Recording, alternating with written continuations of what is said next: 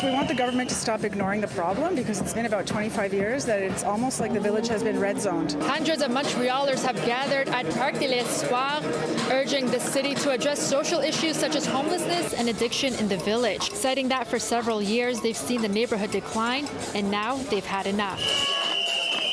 Well, there's a lot of people on the street that are in distress. They're suffering from different illnesses, mental illness, drug addiction.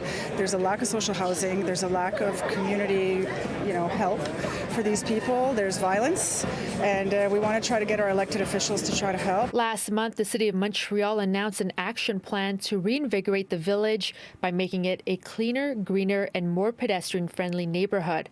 However, demonstrators say that plan is not enough to address the neighborhood's core issues and make residents feel safe. People are getting their food stolen from their plates on the terraces, and the people on the streets are like in distress. And we have to remember, these are people, these are human beings. They have feelings. These are somebody's kids, daughters, brothers, sisters. They need help. We need some help and some push to make everyone feel safe and also to give everyone the help they need. I've been living here in the village since 1983, and I think that it's time that we take the village back. On Monday, a man in his 40s was taken to hospital after a car partially ran over his body in the village neighborhood.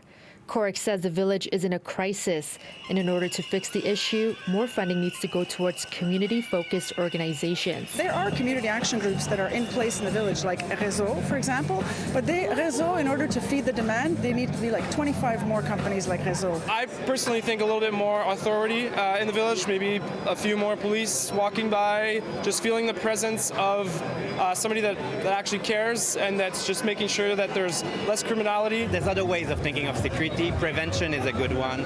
We need to think of more social housing also. There's a lot of new development coming in the sector. If people can't afford to live in the sector, there will be more and more people on the streets also. In Montreal, Swidda Rassy, City News.